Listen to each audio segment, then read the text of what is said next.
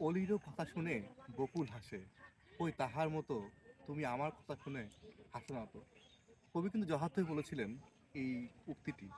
আজকের এই পরিবেশটা কিন্তু অসাধারণ, বিশেষ করে শেষ বিকেলে এই আমের মুকুলগুলো কিন্তু অসাধারণ লাগছে। আমার সাথে আছেন পলাশ সরকার।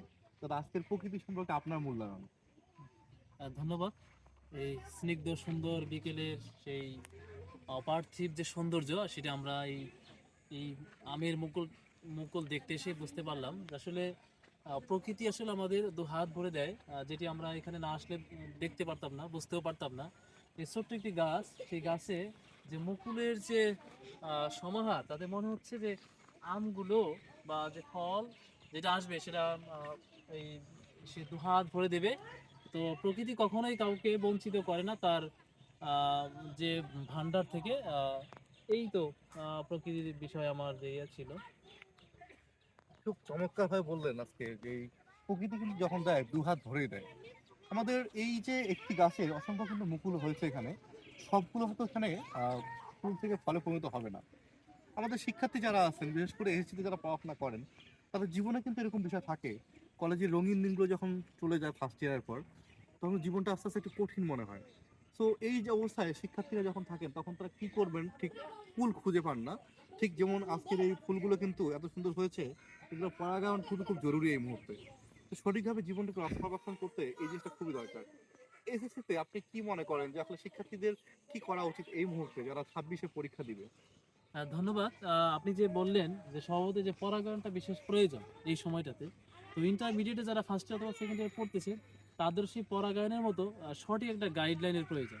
তো সেই যেমন এই মৌমাছি যেমন পরাগায়নের মাধ্যমে এই ফুলকে ফলে পরিণত করে, তেমনি এই ইন্টারমিডিয়েট লেভেলে সঠিক একজন যদি শিক্ষক বা সঠিক একজন গাইডলাইন যদি সঠিক গাইডলাইনের সংস্পর্শে থাকে, তাহলে কিন্তু সেই এই ফুল থেকে ফলে পরিণত হওয়ার যে বিষয়টা থাকে, তেমনি সেই তার যে জীবনের অভীষ্ট লক্ষ্যে পৌঁছানোর জন্য সঠিক শিক্ষকের যদি শরণাপন্ন হয়, তাহলে আমি মনে করি যে ভালো সেই ঝরে পড়া থেকে ঝরে পড়া নয়, বরঞ্চ তার যে অভীষ্ট লক্ষ্যে পৌঁছতে পারবে।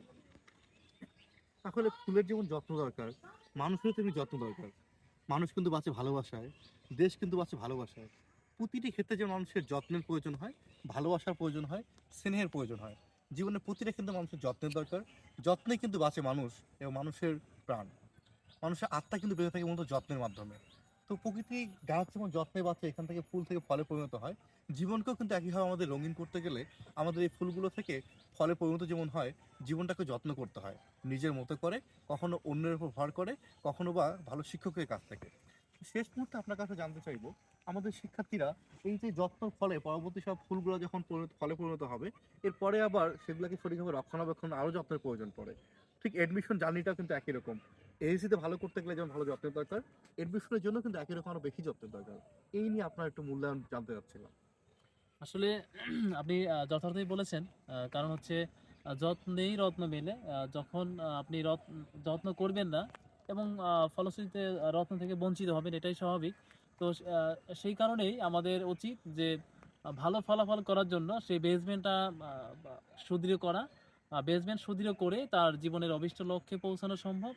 সেক্ষেত্রে তার যে প্রত্যেকটা স্টেপ বাই স্টেপ পড়াশোনা এবং হচ্ছে তার টিচারের সংস্পর্শে থাকা, পাশাপাশি সঠিক গাইডলাইন এবং হচ্ছে বাবা মার আশীর্বাদ স্বরূপ তাদের যে আশীর্বাদের দৃষ্টির মধ্যে থাকা, এভাবেই সব কিছু সংস্পর্শেই সব কিছু সমন্বয়ে সে তার লক্ষ্যে পৌঁছাবে। আমি এই তো আমার এই এই বিষয় নিয়ে আমার সেই খুব ব্যাখ্যাটা। যথার্থই বললেন।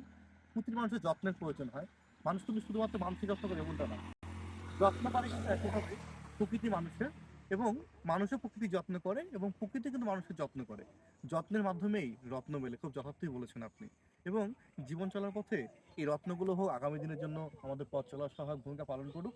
সবাই ভালো থাকবেন, নিজের যত্ন করেন, মনের যত্ন করবেন শিক্ষার্থীরা, এবং কীভাবে পড়াশোনার যত্ন করবেন। ভালো থাকবেন সবাই, আপনাদের মতো করে সুন্দর ভবিষ্যৎ গড়ার প্রচেষ্টায় আজকের মতো শেষ করছি। আসসালামু আলাইকুম। আল্লাহ হাফিজ।